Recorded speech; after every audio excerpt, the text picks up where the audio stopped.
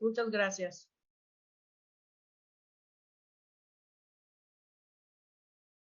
Hola, buenos días. Gracias, Luzma, por la presentación. Gracias a todos por estar aquí.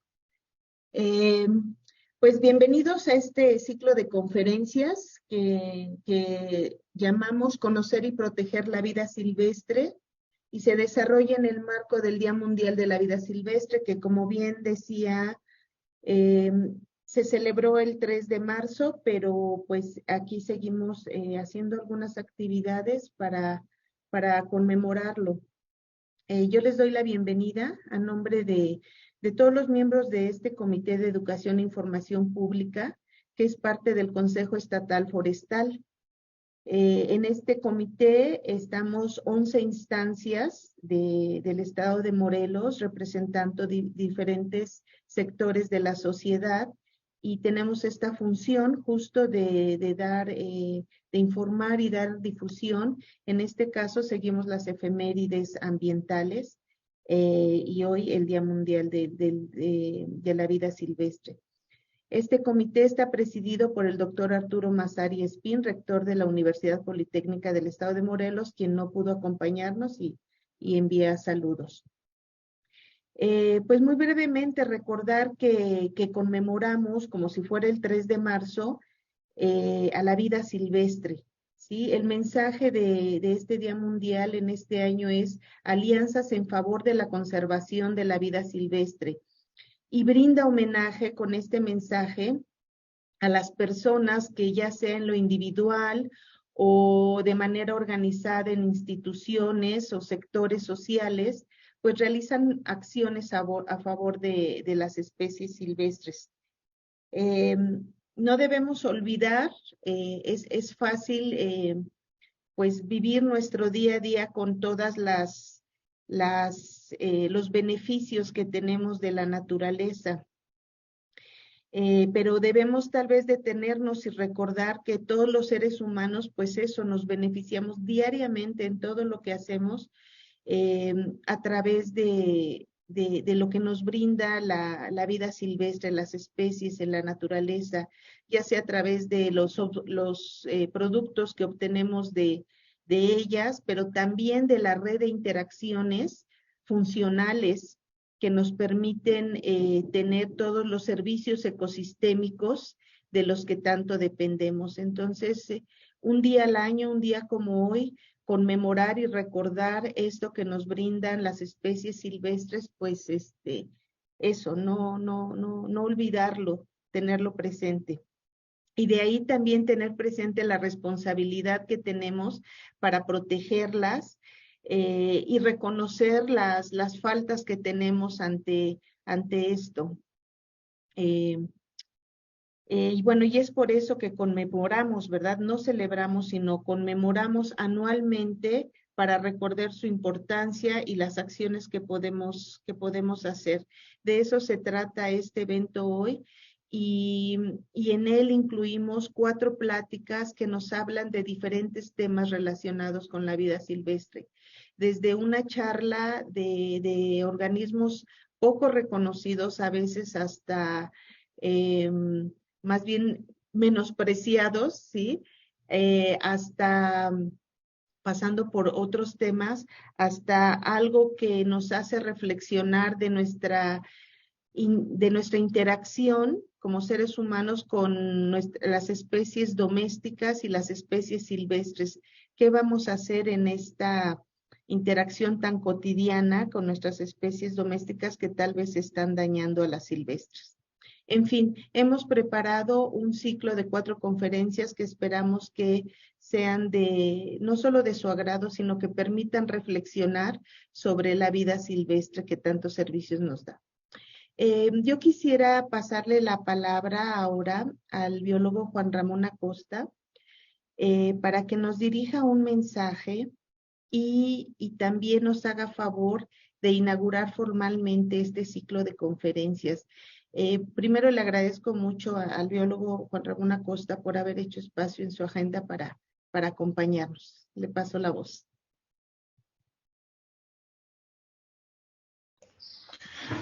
Hola, muy buenos días. Muchísimas gracias, doctora. Y bueno, también agradecer pues a todos los asistentes, a todos los que nos están siguiendo en estos momentos, en este ciclo de conferencias denominado Conocer y Proteger la Vida Silvestre, y agradecer también pues a todos los miembros del Comité de Educación e Información Pública del Consejo Estatal por el esfuerzo que se hace, porque es a partir precisamente de la iniciativa de este Consejo, donde estamos celebrando, no celebrando, perdón, conmemorando una fecha más de, del Día Mundial de las especies como tal, ¿no? De los endemismos, diría yo, de las partes de todo lo que es la vida silvestre en general, ¿no? Y como ya lo mencionó muy bien la doctora, pues este año, aparte de tener el lema de alianzas en favor de la conservación de la vida silvestre, pues hay que recordar que es el 50 aniversario de la Convención sobre el Comercio Internacional sobre especies amenazadas y fauna silvestre, porque ahí es en el marco de las CITES donde nace precisamente la conmemoración de los días mundiales de la vida silvestre. Los cuatro temas o las cuatro conferencias pues son una espacio de reflexión, diría yo, con el objeto pues de conocer precisamente un poco más de este importante tema, porque no lo podemos ver como un tema aislado, lo tenemos que ver como un tema integral, pues que a partir precisamente de la vida silvestre, ya lo mencionaba muy bien la doctora, cómo ha estado pues alterando los ecosistemas y los servicios ecosistémicos en general, y la interacción que se ha dado en los últimos años, pues que también ha traído diversos problemas, sobre todo en la transmisión de enfermedades, a partir pues de ir perturbando precisamente pues estos espacios que son única y exclusivamente de la vida silvestre, ¿no?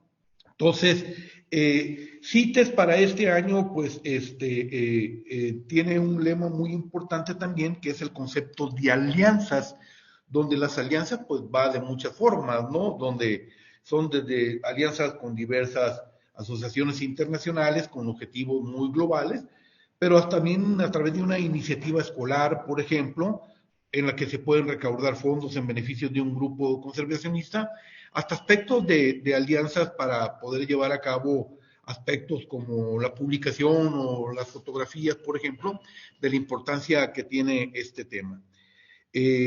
Cada vez más el problema se ha estado acentuando y diversos estudios que ha tenido la WWF, pues ya nos ponen en alertas precisamente sobre lo que ha estado ocurriendo en el ámbito, en el hábitat de estas especies de la vida silvestre. Y voy a referir algunos lugares famosos que por su riqueza natural, por ejemplo, han resultado los más afectados.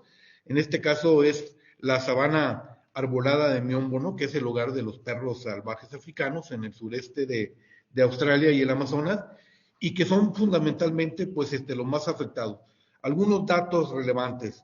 Hasta el 90% de los anfibios, el 86% de las aves y el 80% de los mamíferos podrían extinguirse localmente en esta sabana arbolada de Miombo en el África meridional. Pues eso es terrible, ¿no?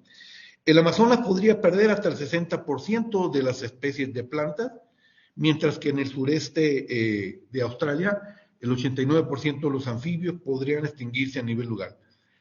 Esta es una pincelada simplemente pues de lo que el esfuerzo que tenemos que hacer en alianzas de cualquier naturaleza con el objeto de ir preservando pues nuestra vida silvestre, porque cada vez más estamos reduciendo los ecosistemas, estamos deteriorando mucho el hábitat de los mismos, y entonces resulta fatal porque no podemos coexistir sin la ayuda o sin la presencia precisamente de la vida silvestre.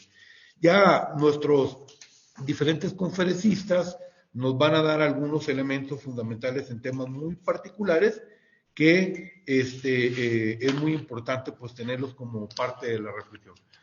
Yo hasta ahí dejaría mis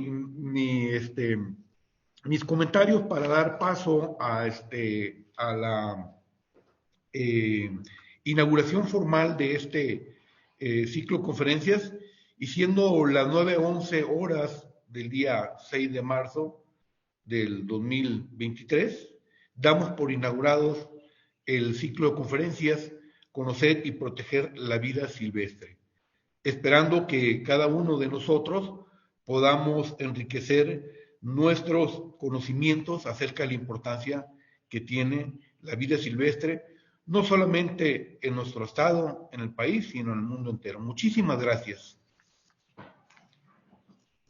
Muchas gracias, biólogo Juan Ramón, muchas gracias.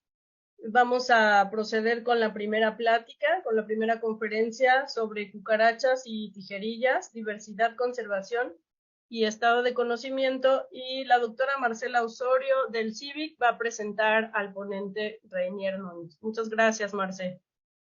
Hola, gracias Luzma, gracias por la invitación. Está por ahí Reinier. ¿Qué tal si prendes tu cámara, Reinier? Voy a presentarte. Bueno, les presento al biólogo Reinier Núñez Bazán, acá está en pantalla. El biólogo hizo la licenciatura en biología en La Habana, en Cuba, y tiene la maestría por la maestría del CIVIC, la maestría es biólogo integrativo, de la biología integrativa y de la biología de la biodiversidad y la conservación, la maestría del CIVIC. El biólogo tiene varios artículos publicados en revistas indizadas, en revistas de difusión también, sobre el tema particular de las cucarachas y las tijerillas. Es un grupo muy interesante del que nos va a estar hablando Reinier. Y él está actualmente en el doctorado del CIVIC también, nuestro doctorado de biodiversidad y conservación. Y la formación que tiene Reinier es una formación, bueno, que está adquiriendo y que está teniendo desde su licenciatura hasta el doctorado ahora. Es una formación muy integral porque es un entomólogo con herramientas, que utiliza herramientas clásicas de entomología, es decir, ver estructuras en los organismos, identificar esas estructuras y ver diferencias en esas estructuras para identificar especies, lo que hace la taxonomía clásica.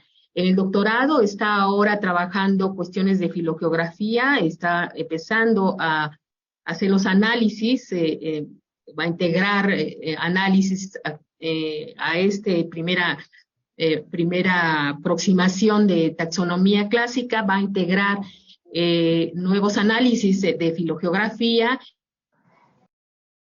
genética, y entonces es una formación bastante integral sobre un tema muy particular que es la biodiversidad de estos insectos, que cumplen papeles muy interesantes y muy importantes en los ecosistemas y que a veces están, que no los conocemos tanto. Son miles de especies de cucarachas y de tijerillas. Y bueno, pues sin más dejo a Reinier con ustedes para que nos presente su charla. Muchas gracias, Reinier.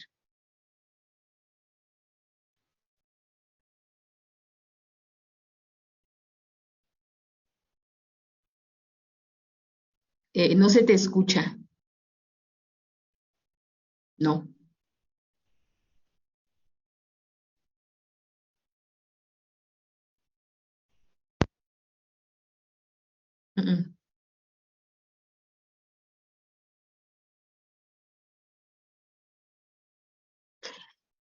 En un momento lo escucharemos.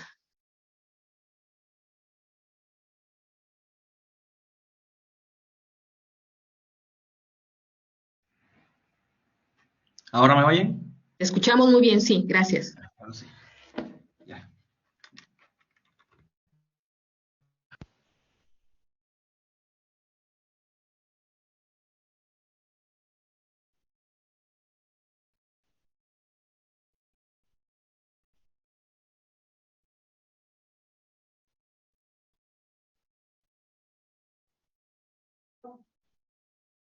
No te escuchamos. No, siempre no.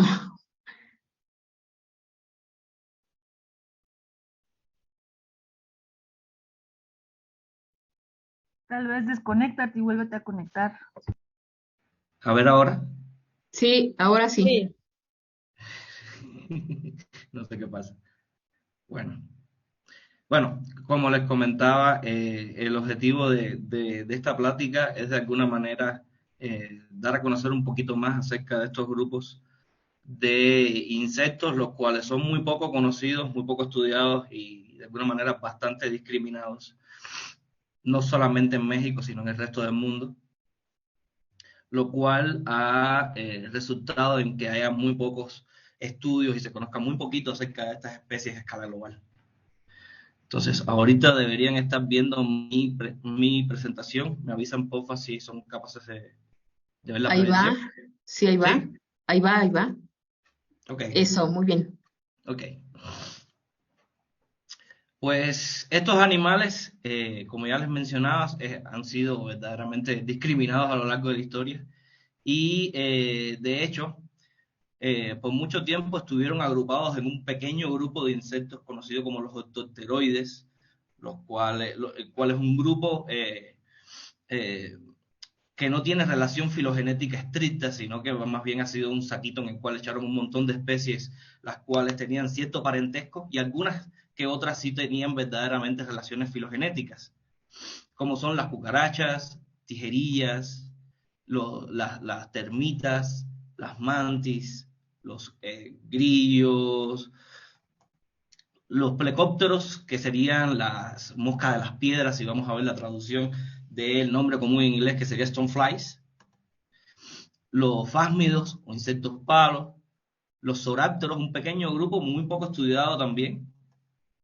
Griloblatodea, las cuales son unas especies bastante raras que habitan en lugares muy fríos y templados, y Mantofasmatodea, otro grupo más de estos de que no encaja en ningún lado y fue a parar aquí.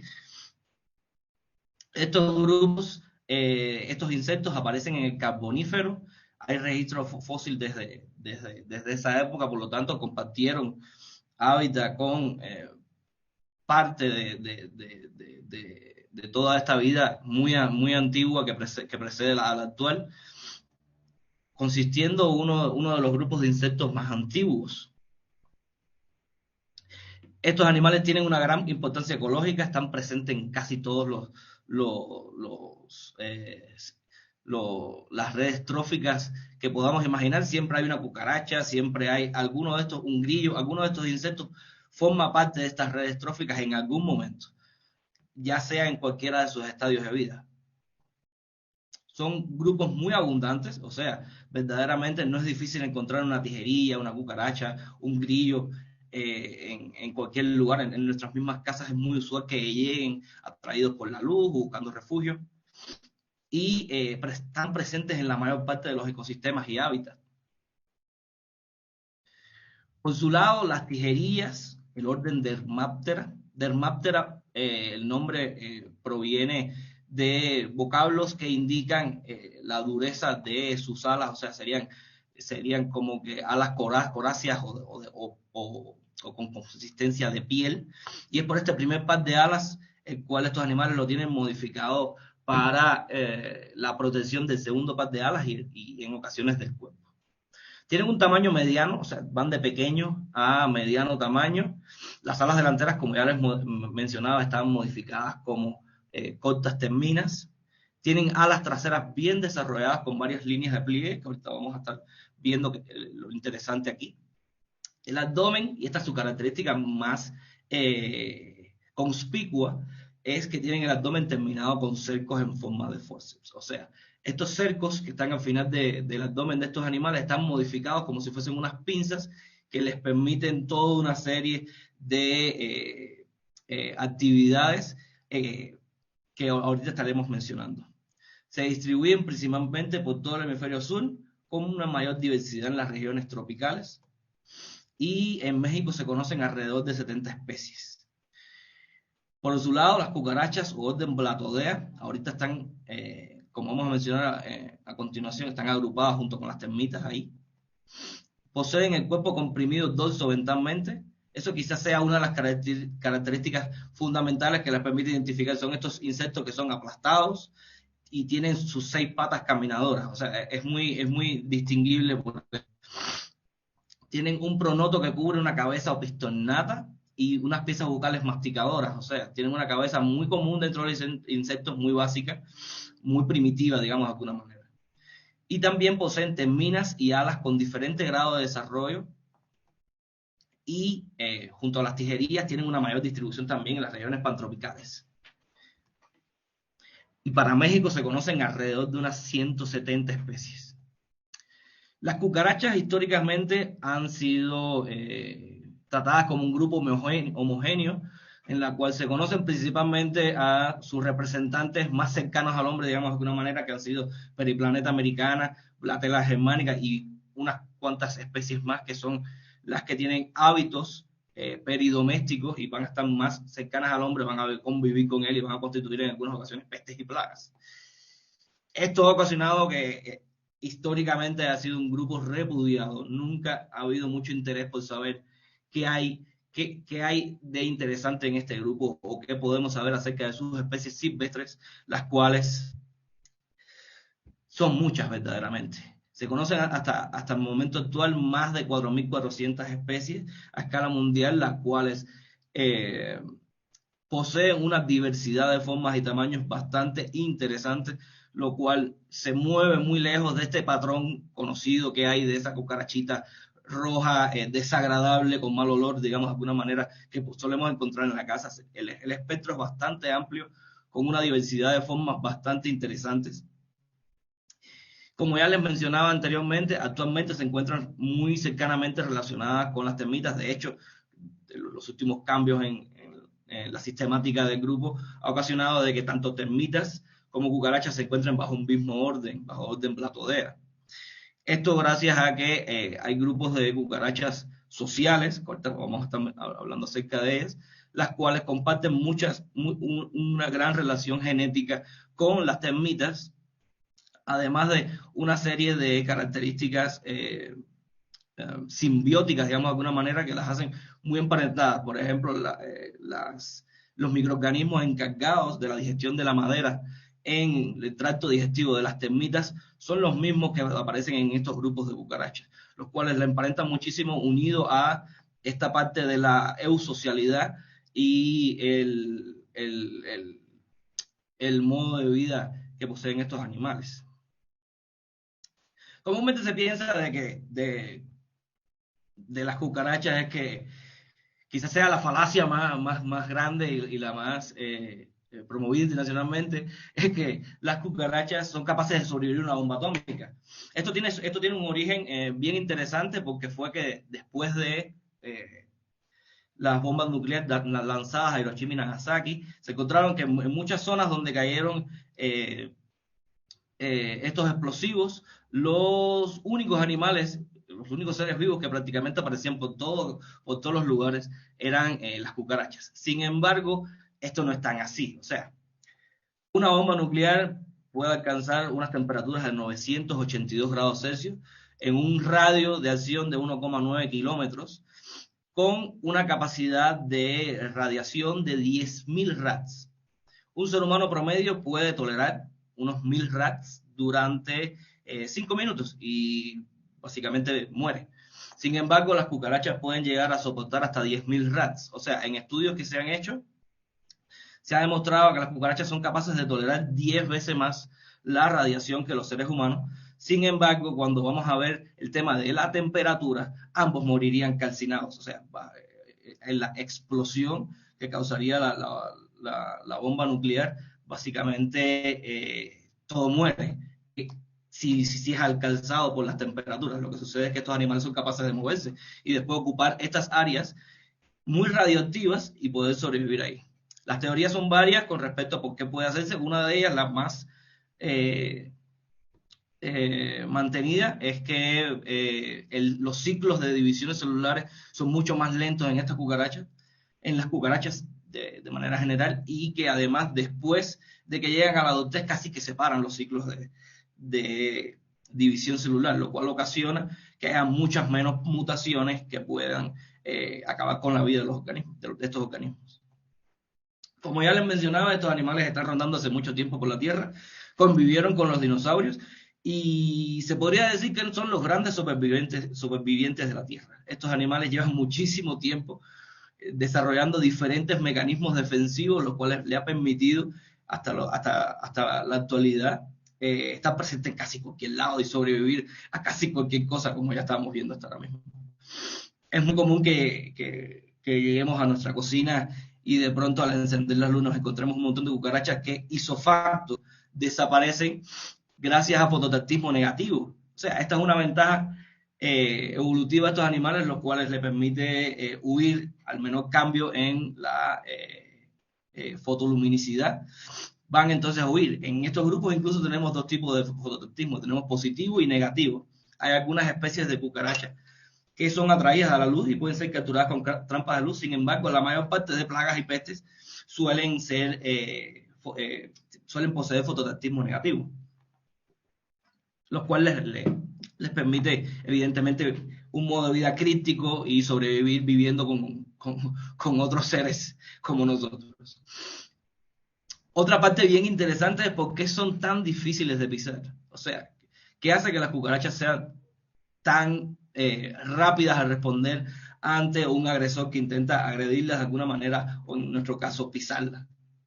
Esto está dado básicamente por la presencia de los cercos al final del abdomen, los cuales van a estar repletos de una serie de pelitos llamados tricomas, los cuales les van a permitir recibir los cambios en las presiones del aire a su alrededor y por lo tanto, como una defensa, como un mecanismo de defensa, salen corriendo, básicamente.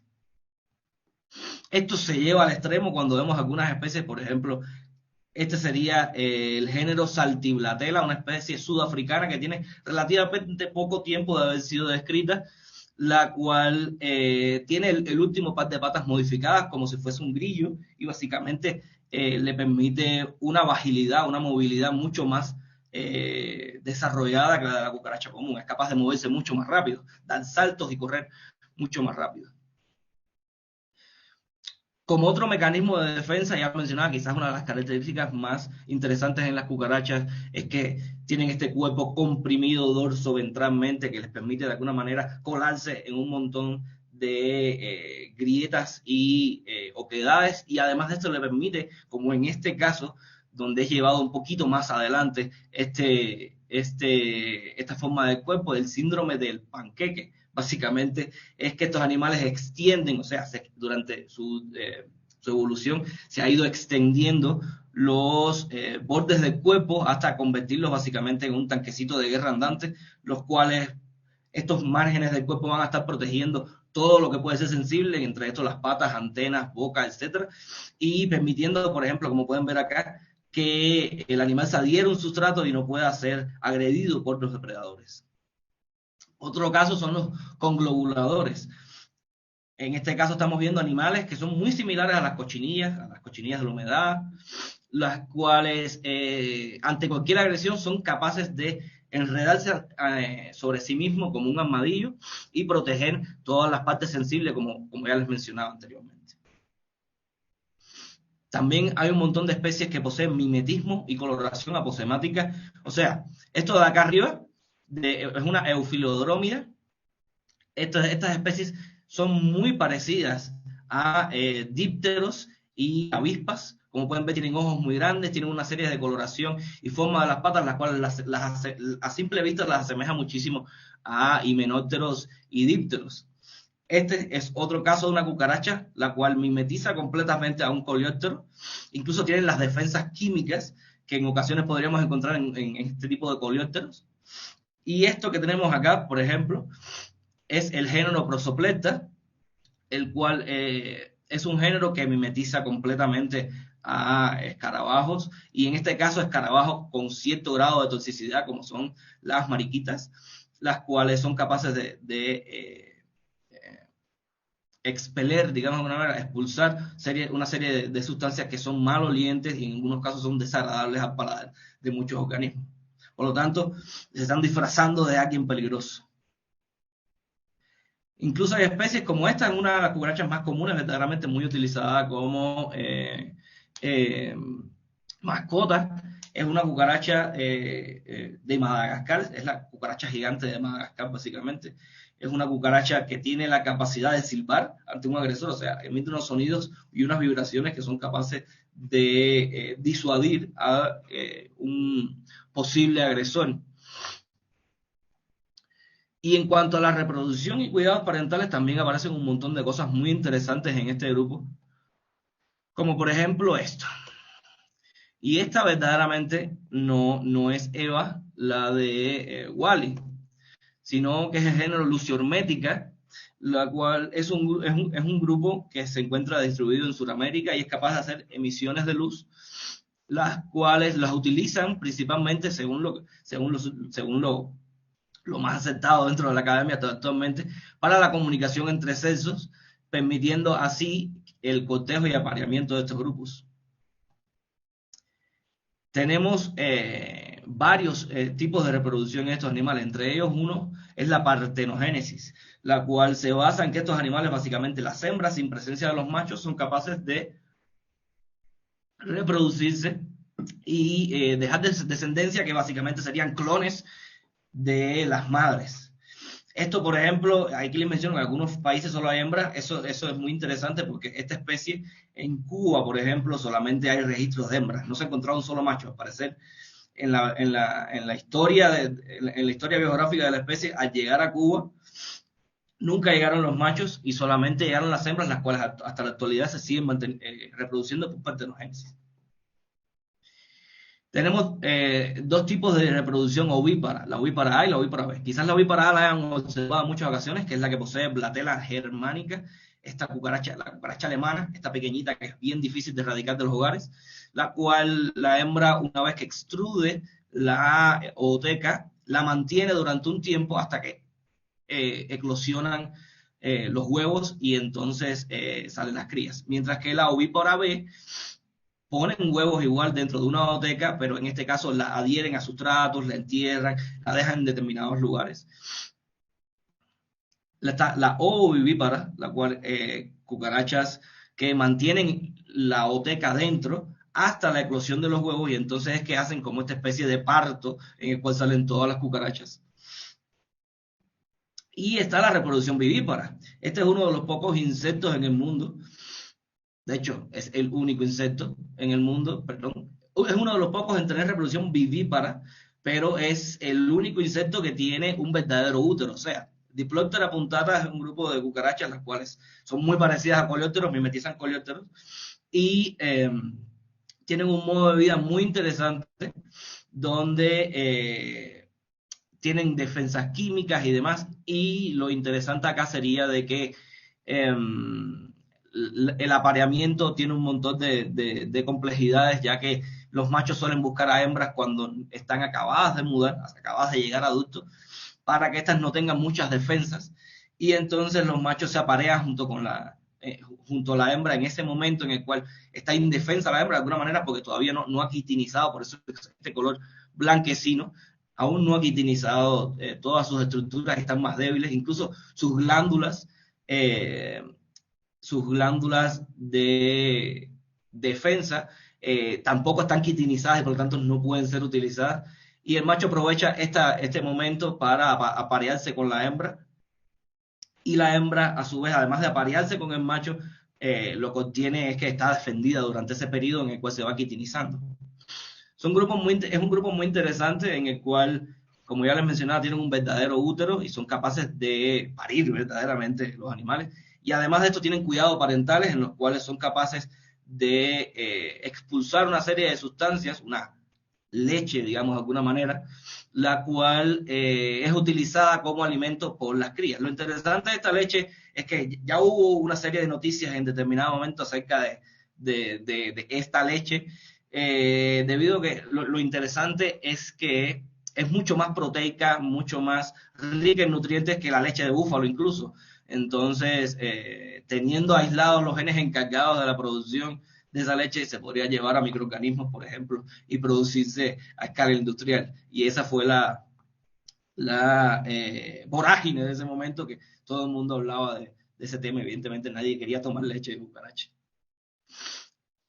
Por otro lado, son muy buenas madres en muchas ocasiones. O sea, hay unos mecanismos conductuales súper interesantes donde las hembras ponen a las crías, después de la eclosión de los huevos, ponen a todas las crías debajo del cuerpo de las mismas, permitiendo así la protección de estas, y las van llevando a cada lugar que se mueven y las mantienen con las patas debajo del cuerpo.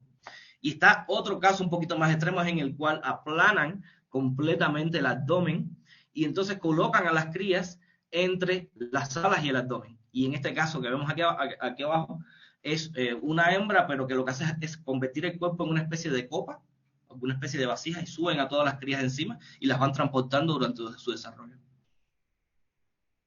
Y este es el caso del género Cryptocercus, el cual ya les mencionaba. Este bicho básicamente fue el que ocasionó todo este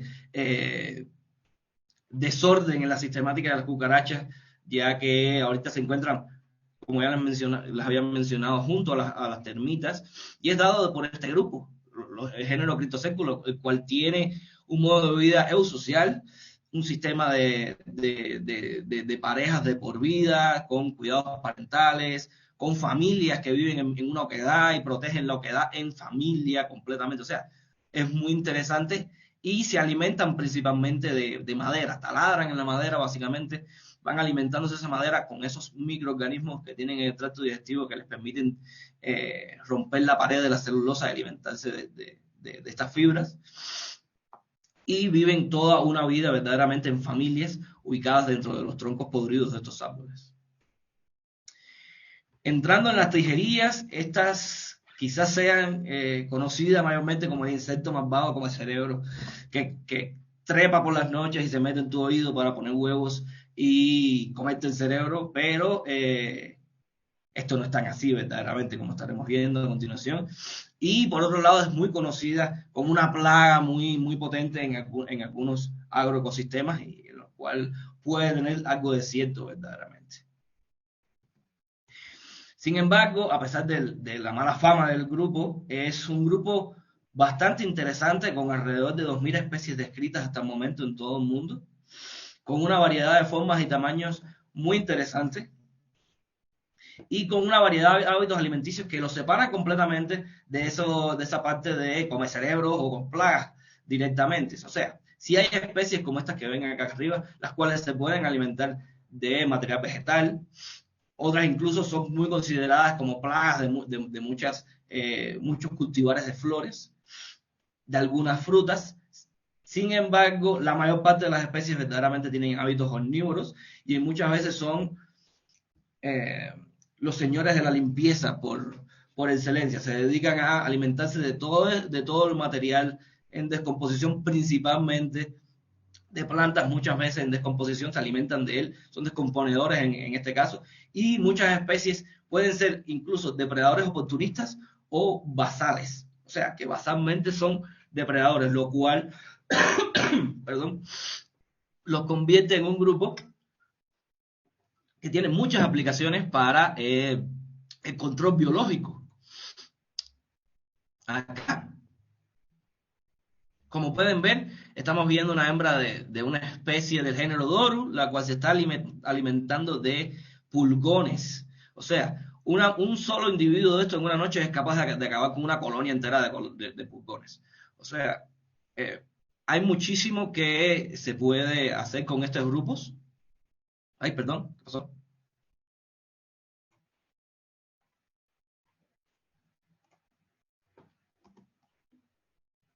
No logro salir de... ya. Ok, ya. Hay muchísimo que se puede hacer con estos grupos, y está dado básicamente... Perdón, es que ahora tengo un sonido acá. Y pueden ser utilizados básicamente como control biológico, algo que hasta el momento ha sido utilizado en varias regiones de Estados Unidos e Inglaterra. Sin embargo, en casi el resto del mundo nunca se ha hecho ningún tipo de estudio ni evaluación. En Estados Unidos, por ejemplo, están los estudios acerca de utilizar estas especies como controladores biológicos de muchas plagas en la manzana, por ejemplo, que son frutas duras, las cuales estas especies no suelen, o sea, oportunísticamente no suelen atacarlas por ser frutos duros, Perdón. Y por el contrario, lo que hacen es acabar con el resto de plagas que podemos encontrar ahí. El ciclo de vida de estos animales es bastante interesante, o sea, va pasando por una serie de cambios graduales en la morfología de estos animales hasta llegar a la adultez, donde aparecen las alas y se desarrollan completamente los genitales. Ocurre el apareamiento, el cual es bastante interesante, con una serie de ritos y conductas que los llevan al enfrentamiento entre machos y después el reconocimiento de las hembras a través de feromonas, etc. Una vez se llega a la cópula y la fertilización de la hembra, esta procede a normalmente cavar una oquedad en la tierra donde pone los huevos.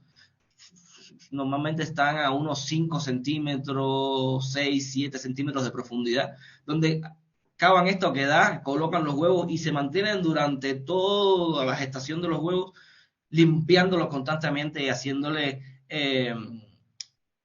estos tratamientos de oxigenación y demás, porque los van moviendo para que vayan agarrando oxígeno, los saca de los lugares más fríos al más cálido de lo que da, los mueve donde hay más humedad, donde hay menos, o sea, toda una serie de conductas bien complejas que permiten al final que emerjan las crías y la madre no deja ahí solamente el cuidado parental, o sea, continúa aquí como podemos ver en esta imagen superior a la derecha, ahí eso es una madre, no se está comiendo la cría, está moviendo a las crías, o sea, hasta que las crías no son capaces de valerse por sí mismas, o en algunos casos llegar casi a la adultez, la madre se mantiene con ellas y siguen conviviendo de alguna manera dentro de estas oquedades o fuera de las mismas. Y la navaja suiza de estos insectos verdaderamente es esta. Los forceps, estas pinzas que les permiten entonces a estos animales defenderse, pero lo más importante quizás sea la parte conductual relacionada con el combate entre los machos por territorios y por hembras. Los machos normalmente en estas especies suelen tener los forceps más abiertos, o sea, así esta apertura que hay acá en las hembras no suele estar, suelen tener los forceps o las pinzas unidas, más rectas. Sin embargo, los machos lo tienen abierta precisamente por eso, para luchar, agarrar el abdomen del otro macho. Es una especie de lucha, verdaderamente se van arrojando, se van tirando de un lado a otro, hasta que gana el que tiene más fuerza, el más grande en muchas ocasiones, o el que es capaz de matar al otro o herirlo más, ya que en muchas ocasiones no tiene por qué ser el más grande. O sea, hay un montón de temas acerca de la asimetría de los forceps, que cuando, por ejemplo, si tuviésemos un forceps de esta forma y otro que estuviese muy doblado hacia adentro, esto funcionaría básicamente como una navaja, estaría pinchando al otro. O sea, no tiene que ser el más grande, sino que el que haga más daño o tenga mayor resistencia. Estos animales son conocidos como los maestros del origami, verdaderamente, y esto es una característica que casi no se conoce de este grupo, a pesar de que es tan interesante y que ha sido utilizada en la actualidad hasta en la ingeniería moderna. Y es básicamente que estos animales tienen un par de alas bien grandes, los cuales, como pueden ver acá, tienen un montón de líneas de pliegue y les permiten a estos animales volar. Tienen una alta agilidad en aquellos casos de los animales que son alados, porque hay especies que tienen las alas reducidas. Y como pueden ver, estas alas voladoras descansan y están plegadas debajo del primer par de alas encargadas de la defensa. Y como pueden ver, se van desdoblando un montón de veces, se desdoblan hasta 10 veces su tamaño original, lo cual les permite en un poco espacio guardar esas alas tan grandes que con poco esfuerzo les permite mover un cuerpo tan grande y tan pesado en ocasiones.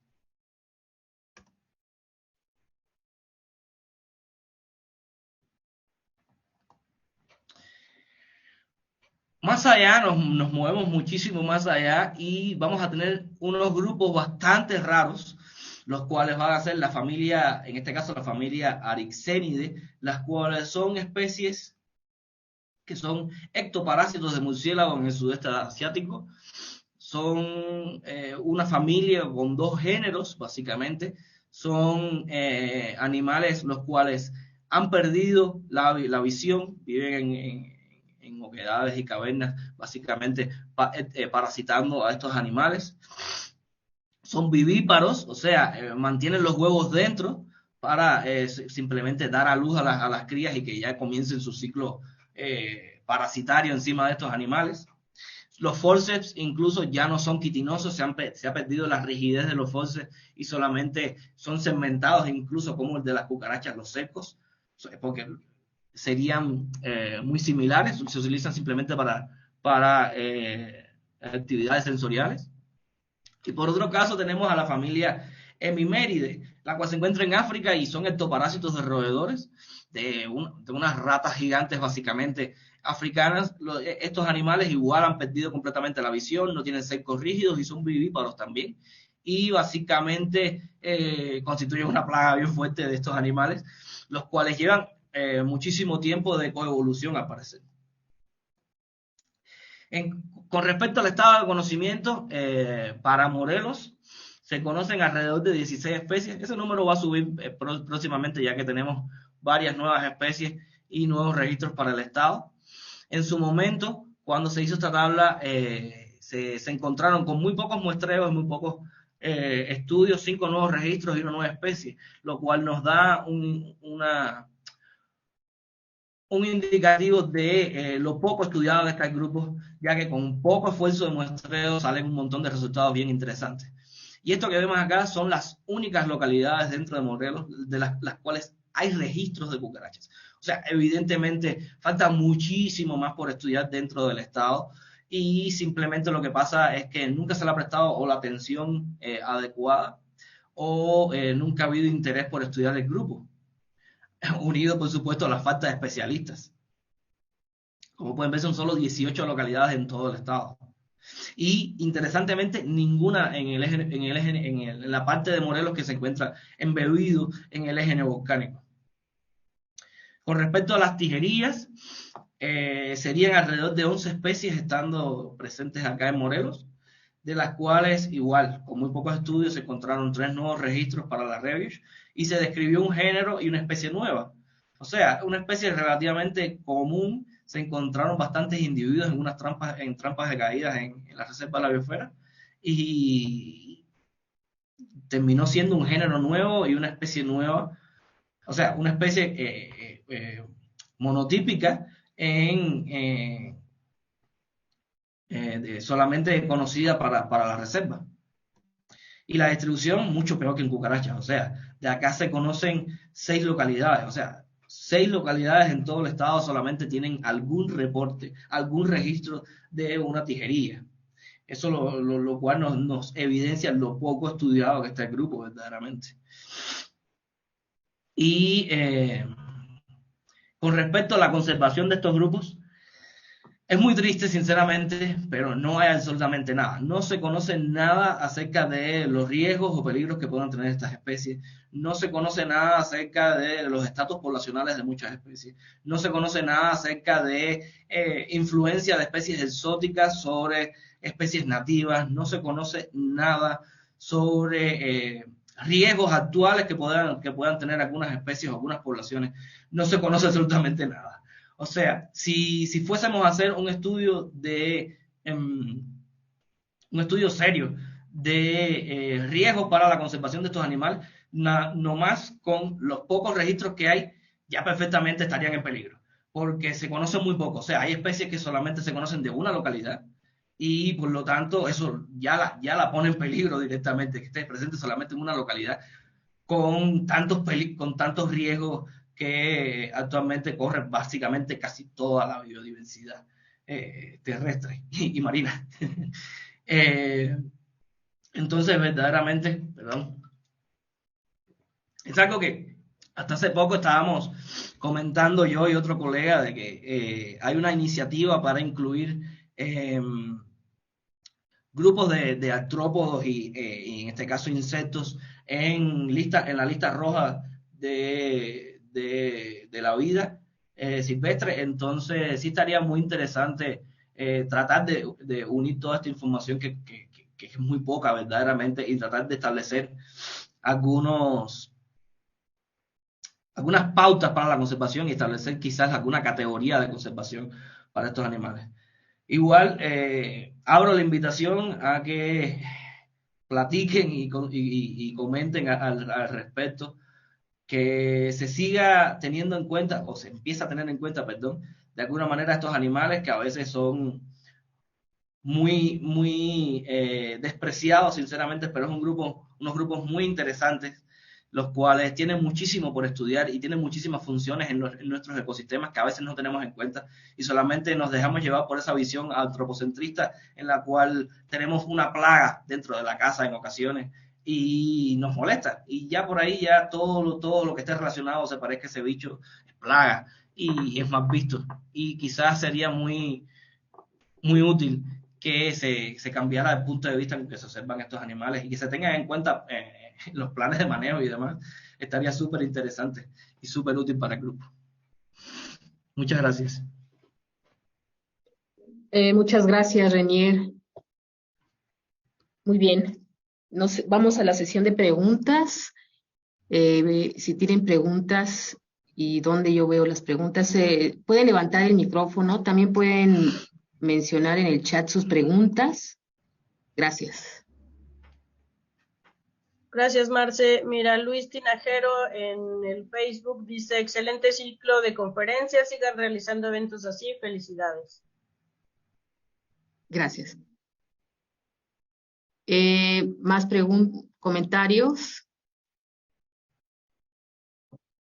Bueno, yo tengo un comentario y pregunta más asociado a tus tijerillas.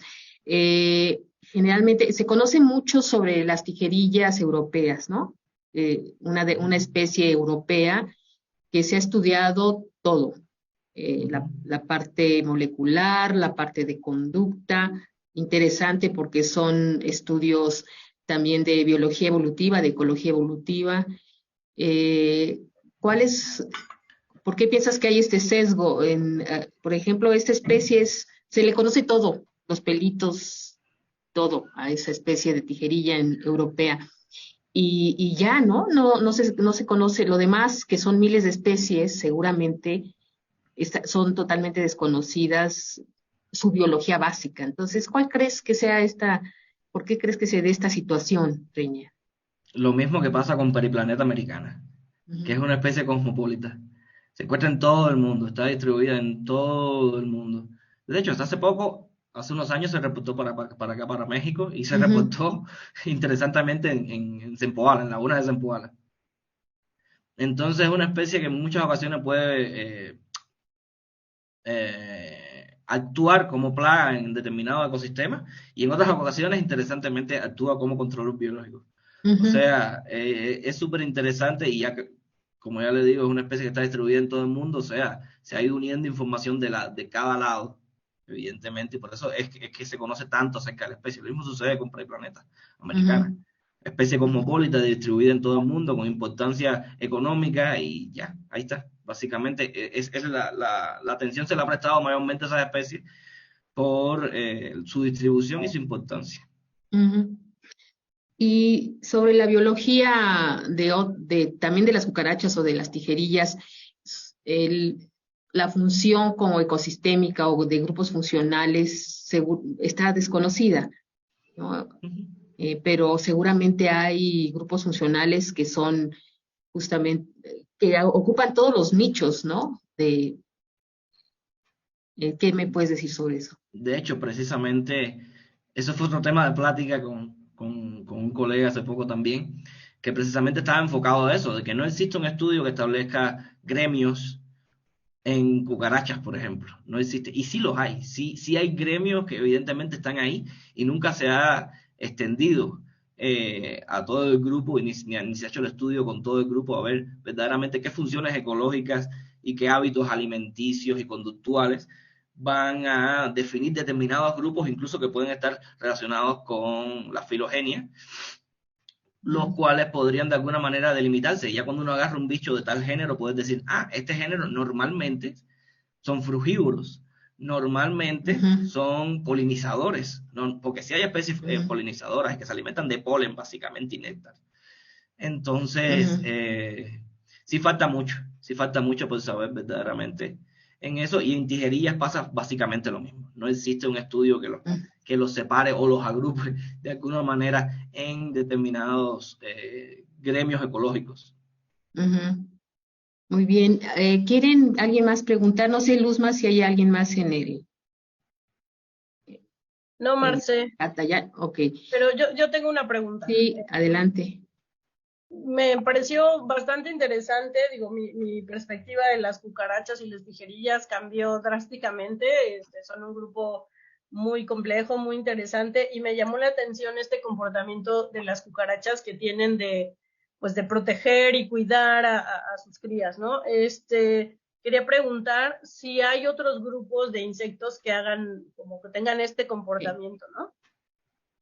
Pues sí hay otros grupos de insectos que tienen cuidados parentales, pero lo interesante es que casi siempre son sociales, que son insectos eusociales. Por ejemplo, una mariposa pone los huevos y ya, pero en el caso de, por ejemplo, las abejas, sí tienen una vida en colonia, o sea, las abejas, hormigas, etcétera, tienen una vida en colonia y van a tener una serie de cuidados parentales con las larvas hasta que llegan adultos.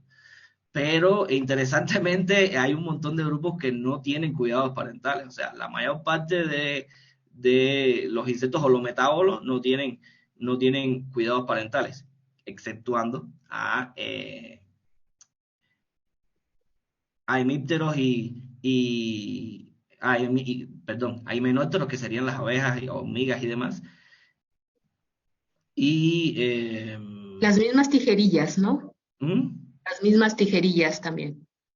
Las tijerillas también lo tienen, o sea, esos cuidados parentales son raros en los insectos, verdaderamente, son bastante raros dentro de los insectos y solamente unos pocos grupos lo realizan. Y dentro de ellos casualmente están las cucarachas y las tijerillas.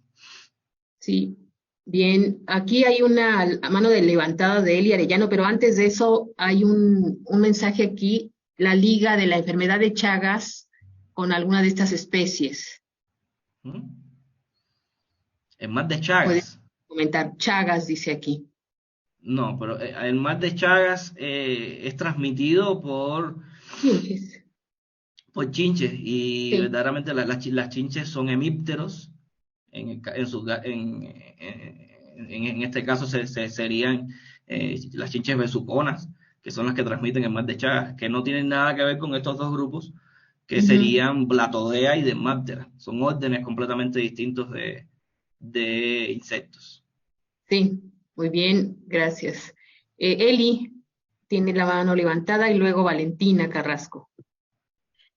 Hola, Renier, gracias por tu Hola, charla. Doc. Ya sabes que ahora yo amo las cucarachas y las tijerillas. Me gustó la participación, tu participación en este ciclo de conferencias, porque justo, pues hablando de fauna silvestre, uno, particularmente para las cucarachas, quien escucha cucarachas, pues relaciona con las que hay en las casas o en los jardines, Guácala. ¿no? Guácala, que tú ya explicaste que son exóticas y justo permite ver cómo en la fauna silvestre, ¿no? Pues están todas estas adaptaciones. Entonces, qué bueno que participaste, ¿no? Para informar sobre esta diversidad de adaptaciones en las cucarachas. Eh, Me gustaría que comentaras, ¿no? A lo mejor ya dijiste la importancia ecológica que tiene, bueno, ya lo mencionaste, ¿no?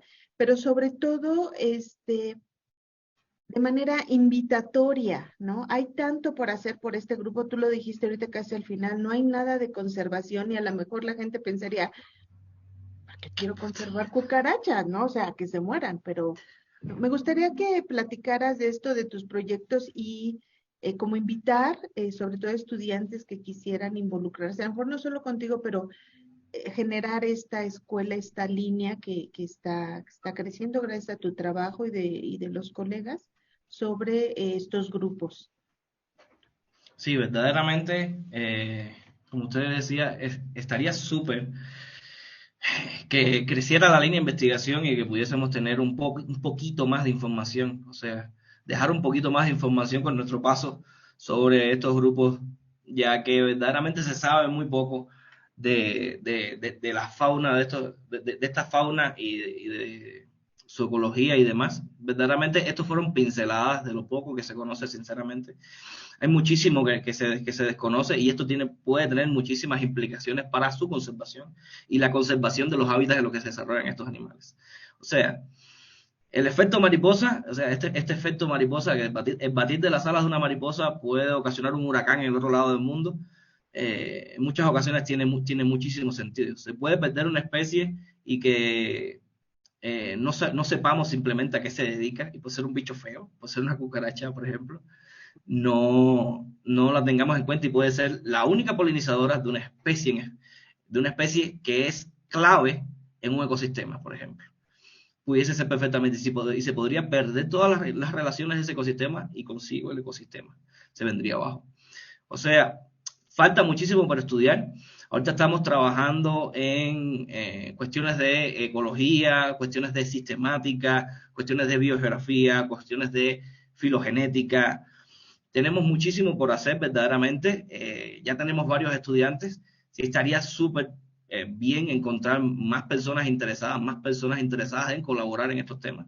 Personas que, por ejemplo, que están muy ligadas al campo y que en determinado momento agarren estos bichos y, por ejemplo, muchas colecciones simplemente los tiran. O sea, es triste que por determinado método de colecta agarres material y porque no te interesa, lo tires. O sea, son animales que se están matando en vano. O sea, estaría muy bien, por ejemplo, que se empezara a tener en cuenta eso en las colecciones, que por lo menos se mantengan ahí, que se etiqueten, que no se tiren simplemente a la basura por ser cucarachas, por ser tijerillas, y que no hay ningún investigador. Y eso es un problema actual, verdaderamente, porque sí me ha tocado un montón, incluso colecciones de facultades donde hay prácticas de colectas de insectos, que llegas a la colección y que te digan que no tienen nada de cucaracha ni nada de eso. Y dices, bueno, ¿cómo es posible? Porque en las prácticas tiene que haber salido alguna.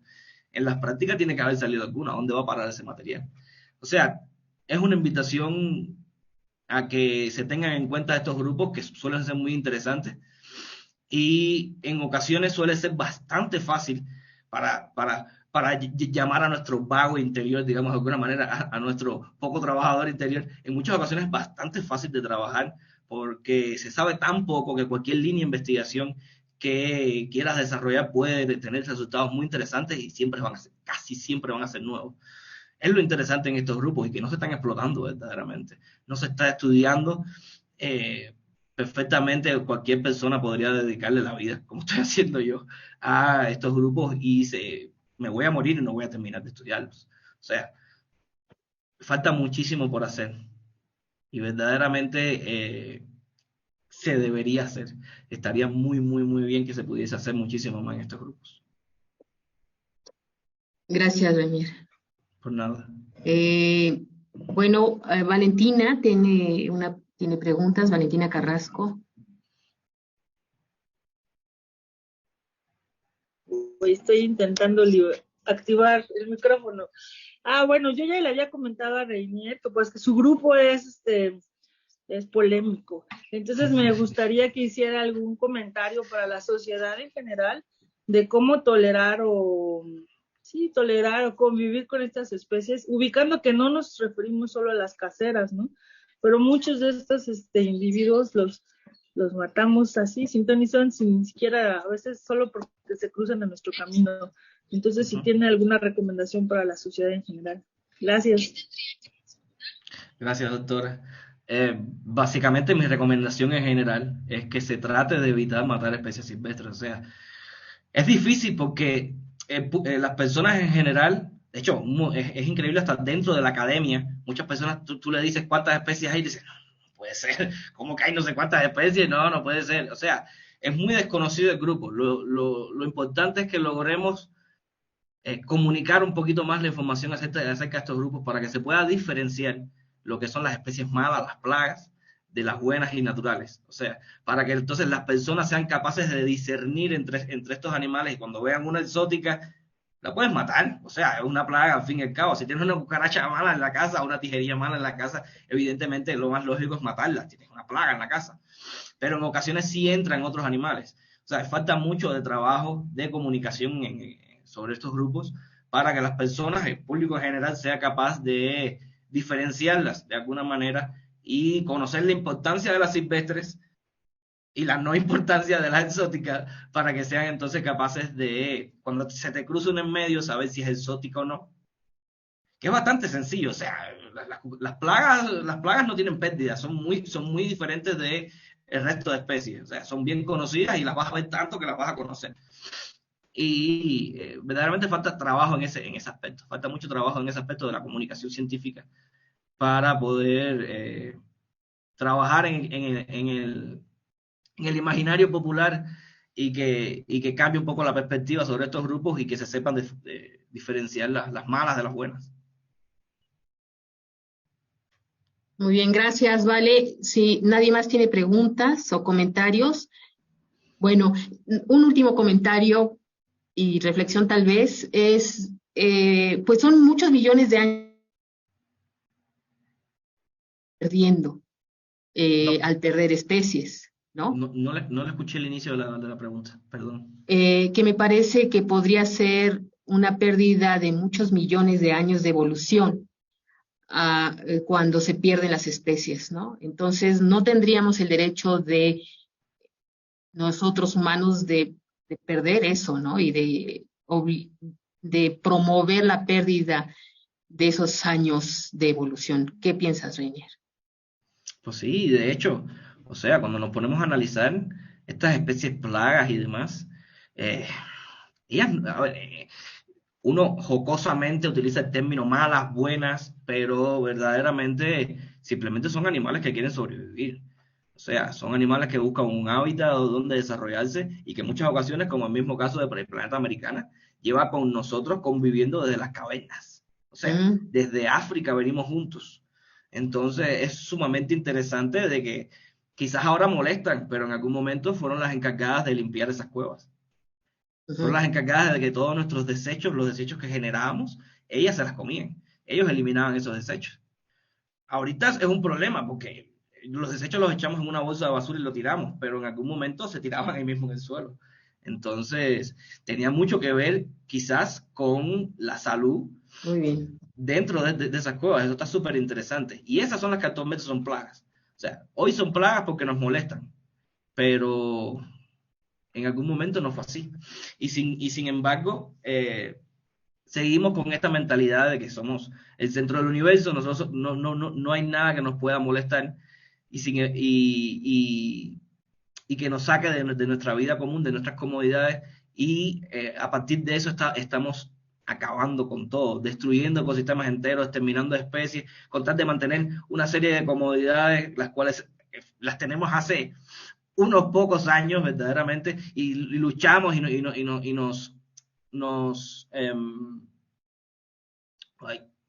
nos negamos a perder una serie de comodidades y simplemente somos capaces de talar una zona de bosque entera simplemente para generar más ingresos, para tener más dinero, para demás. Y con todo eso se pierde un montón de cosas muy interesantes. Se pierde mucho. Y como usted decía, ¿quién somos nosotros para eliminar la vida sobre la Tierra? Yo creo que es uno de los problemas actuales y que verdaderamente el ser humano, yo soy pesimista y yo digo que el ser humano va camino a su autodestrucción inevitable, y con nosotros vamos a arrastrar casi toda la vida de la Tierra, porque sí creo que van a sobrevivir un montón de especies que nos van a superar, como las cucarachas. Van a estar después que nosotros, ahí van a estar. Y entonces nuestro egoísmo va a ser verdaderamente nuestra perdición y la de un montón de otros seres vivos. Y es muy triste que tantos millones de años de evolución, tantos millones de años de continuas casualidades, las perdamos nosotros, que somos el resultado de unos cuantos miles de cambios evolutivos en un ancestro mamífero. Muy bien, muchas gracias, Reinier. Pues gracias, Luzma. Te dejo el micrófono. Gracias. Gracias, Marce. Gracias, Reinier. Muy interesante la plática. Yo me uno también al equipo de las cucarachas ahora también. Una información bastante interesante.